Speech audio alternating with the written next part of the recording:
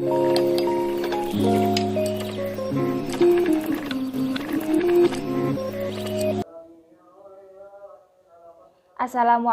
warahmatullahi wabarakatuh. Nama saya Dwi Alvina Kurniawati dengan NIM 2041050201114, Fakultas Ekonomi dan Bisnis Islam, Program Studi Ekonomi Syariah 3. Video ini dibuat untuk memenuhi tugas ujian tengah semester mata kuliah Ekonomi Makro Islam yang diampu oleh Bapak Dr. Abdul Wadud Nafis, LC MEI.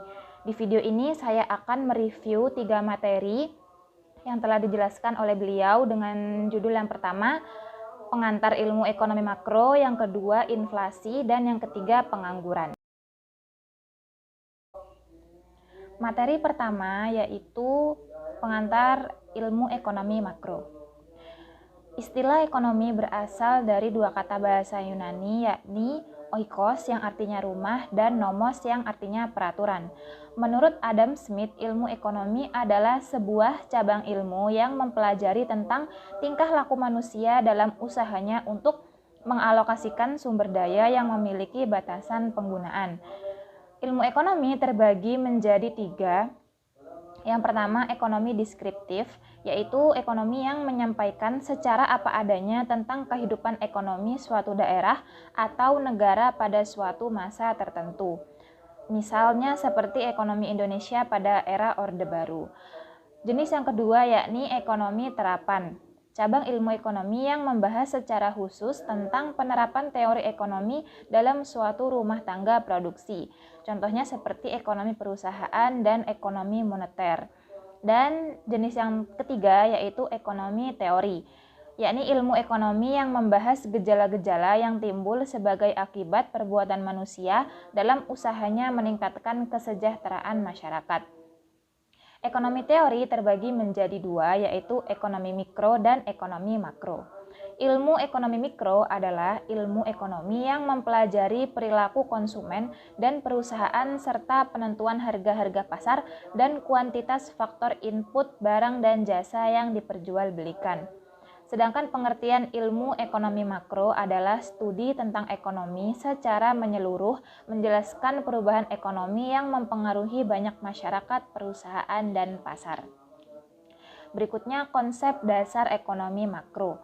Ada 6, 1. Pendapatan dan pengeluaran negara, 2. Pengangguran, 3. Uang dan fungsinya, 4. Inflasi dan deflasi, 5. Permintaan dan penawaran agregat, dan terakhir keseimbangan IS atau pasar barang dan LM atau pasar uang.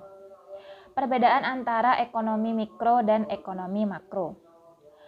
Dari segi tenaga kerja, mikro kebutuhan tenaga kerja satu perusahaan, sedangkan makro kebutuhan ketenaga kerjaan secara keseluruhan. Dari segi konsumsi, mikro konsumsi individu, sedangkan makro konsumsi negara. Dari segi produksi, mikro jumlah produksi suatu perusahaan, sedangkan makro jumlah produksi nasional. Dan terakhir, mikro harga setiap per barang atau jasa, sedangkan makro harga jasa atau barang secara keseluruhan. Selanjutnya, materi kedua yakni mengenai inflasi dalam perspektif ekonomi konvensional dan Islam. Definisi inflasi. Yang dimaksud inflasi adalah kecenderungan naiknya harga secara umum dan terus-menerus dalam waktu dan tempat tertentu. Macam-macam inflasi. 1. Berdasarkan sifatnya. Inflasi terbagi menjadi 3, yaitu pertama, inflasi merayap atau creeping inflation, yakni di bawah 10% dalam setahun. Kedua, inflasi menengah atau galloping inflation, antara 10-30% dalam setahun. Dan yang terakhir, inflasi tinggi atau hyperinflation, yakni inflasi yang mencapai di atas 100% dalam setahun. 2. Berdasarkan penyebabnya ada terbagi menjadi 2. Yang pertama, demand inflation atau inflasi permintaan. Timbul karena permintaan masyarakat akan berbagai macam barang terlalu tinggi atau terlalu kuat. Dan yang kedua, cost inflation atau inflasi penawaran. Timbul karena kenaikan biaya produksi atau berkurangnya penawaran agregatif. Dan berdasarkan asalnya, inflasi terbagi menjadi dua, yaitu inflasi yang berasal dari dalam negeri atau domestic inflation dan inflasi yang berasal dari luar negeri atau imported inflation. Sebab-sebab terjadinya inflasi. Satu, ada inflasi permintaan atau demandful inflation. Menurut penyebabnya, inflasi dapat terjadi melalui inflasi permintaan. Permintaan akan barang oleh masyarakat terlalu berlebihan. Kedua, inflasi penawaran atau cost push inflation. Inflasi penawaran disebabkan oleh terjadinya penurunan penawaran total atau agregat supply sebagai akibat dari kenaikan biaya produksi. Dan yang ketiga, inflasi campuran atau mixed inflation. Inflasi campuran yaitu inflasi yang mengandung unsur demand, pull, dan cost push. Inflasi ini sering disebut mixed inflation. Pembagian inflasi dalam ekonomi Islam. Dalam ekonomi Islam, inflasi terbagi menjadi dua. Yang pertama, natural inflation, diakibatkan oleh sebab-sebab alamiah yang tidak mampu dikendalikan oleh manusia. Bisa juga disebabkan oleh turunnya penawaran agregatif atau naiknya permintaan agregatif. Yang kedua adalah human error inflation atau inflasi yang disebabkan oleh kesalahan manusia. Contohnya seperti korupsi dan administrasi yang buruk, pajak yang berlebihan, serta pencetakan uang dengan maksud menarik keuntungan berlebih. Dampak inflasi dalam perspektif ekonomi Islam. Satu, menimbulkan gangguan terhadap fungsi uang, terutama terhadap fungsi tabungan, fungsi pembayaran di muka, dan fungsi unit perhitungan. Dua, melemahkan semangat masyarakat untuk menabung. Tiga, meningkatkan kecenderungan berbelanja, terutama untuk barang-barang non-primer dan mewah. Empat, mengarahkan investasi pada hal-hal tidak produktif seperti penumpukan kekayaan berupa tanah, bangunan, mata uang asing, serta mengorbankan investasi produktif berupa pertanian, perdagangan, industri, dan transportasi. Solusi inflasi dalam Islam. 1. Kebijakan fiskal. Tujuan dari kebijakan fiskal dalam Islam adalah untuk menciptakan stabilitas ekonomi, tingkat pertumbuhan ekonomi yang tinggi, dan pemerataan pendapatan. Kebijakan moneter. Bank Islam harus mengarahkan kebijakan moneternya untuk mendorong pertumbuhan dalam penawaran uang yang cukup untuk membiayai pertumbuhan potensial dalam output jangka menengah dan jangka panjang demi mencapai harga stabil dan tujuan-tujuan sosioekonomi Islam.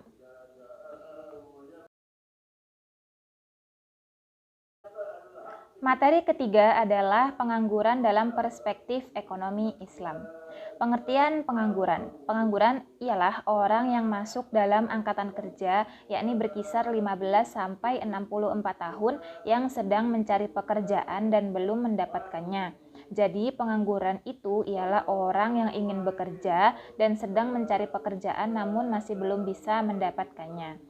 Macam-macam pengangguran terbagi menjadi 4. Yang pertama, pengangguran terbuka. Artinya secara nyata ia tidak punya pekerjaan, tidak berpenghasilan padahal ia sudah masuk dalam angkatan kerja. 2. Yakni pengangguran tersembunyi. Merupakan tenaga kerja tetapi tidak dalam waktu yang standar. Biasanya para pekerja itu bekerja 8 jam per hari, namun mereka ini hanya bekerja selama 5 jam saja. Dan 3 jamnya mereka terpaksa menganggur. Biasanya terjadi akibat perusahaan yang merekrut terlalu banyak tenaga kerja. Yang ketiga, pengangguran musiman. Pekerja yang hanya bekerja pada bulan-bulan tertentu saja. Contohnya seperti pekerja pada sektor pertanian. Pengangguran musiman ini hanya aktif pada saat panen saja, dan setelah itu mereka menganggur. Keempat, setengah menganggur. Pekerja yang mempunyai pekerjaan namun jam kerjanya hanya sedikit.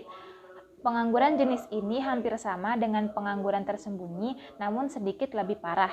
Biasanya mereka bekerja kurang dari 35 jam dalam seminggu atau 1 hingga 4 jam saja dalam sehari. Jenis pengangguran. Yang pertama, pengangguran friksional. seorang pekerja yang berhenti dari pekerjaannya untuk mendapatkan pekerjaan baru. Di saat mencari pekerjaan ini kan mereka sedang menganggur. Nah, mereka inilah yang termasuk dalam pengangguran friksional. Yang kedua adalah pengangguran siklikal. Pengangguran yang terjadi karena siklus ekonomi. Biasanya mereka ini dipecat atau di-PHK karena adanya perubahan kegiatan perekonomian dari suatu perusahaan. Yang ketiga ada pengangguran struktural, yakni disebabkan oleh adanya perubahan struktur perekonomian yang memerlukan keterampilan-keterampilan baru. Dan yang terakhir, pengangguran teknologi disebabkan oleh adanya alih teknologi, perubahan tenaga kerja manusia menjadi mesin. Dampak dari pengangguran yang pertama, menurunkan pendapatan per kapita dan pertumbuhan ekonomi. 2. Meningkatkan biaya sosial. 3. Menurunkan aktivitas perekonomian. 4. Menurunkan penerimaan negara. 5. Menurunkan tingkat keterampilan. 6. Kegiatan distribusi kurang lancar. 7. Terjadinya kemiskinan. 8. Kurang gizi. 9. Tindak kriminal meningkat. 10. Produktivitas tenaga kerja rendah, dan terakhir upah yang diterima oleh para pekerja menjadi rendah. Berikut penyebab dari pengangguran. 1. Tidak sebandingnya antara penawaran dan permintaan pekerja. Lebih banyak permintaan pekerja daripada penawaran. Lebih banyak permintaan pekerja daripada lowongan pekerjaannya. 2. Turunnya pengeluaran total dan output. 3. Perubahan teknologi. Dan terakhir, waktu yang dibutuhkan untuk mencari pekerjaan. Cara mengatasi pengangguran. 1. Menyelenggarakan bursa tenaga kerja. 2. Informasi lowongan kerja. 3. Memberikan pelatihan kerja. 4. Membuka lapangan kerja sebanyak-banyaknya. 5. Meningkatkan peredaran modal usaha. 6. Meningkatkan jiwa kewirausahaan, dan terakhir yakni transmigrasi. Pengangguran dalam ekonomi Islam. Dalam Islam, pengangguran terbagi menjadi dua, yaitu 1. Pengangguran jabariyah atau terpaksa. Artinya orang itu tidak bekerja, sudah masuk angkatan kerja, sudah mencari pekerjaan namun masih belum mendapatkannya. Yang kedua adalah pengangguran khiyariyah atau pengangguran pilihan. Orang ini tidak mau bekerja padahal mampu untuk bekerja serta mempunyai keterampilan, namun orang ini hanya malas saja bekerja. Bisa jadi karena dia memang mempunyai harta yang cukup, jadi dia tidak mau bekerja gitu, dan lebih menyerahkan lowongan pekerjaannya untuk orang lain. Yang terakhir, solusi pengangguran dalam perspektif ekonomi Islam ada dua. Yang pertama melalui mekanisme individu, dan yang kedua melalui mekanisme sosial ekonomi. Baik, sekian video dari saya. Terima kasih. Wassalamualaikum warahmatullahi wabarakatuh.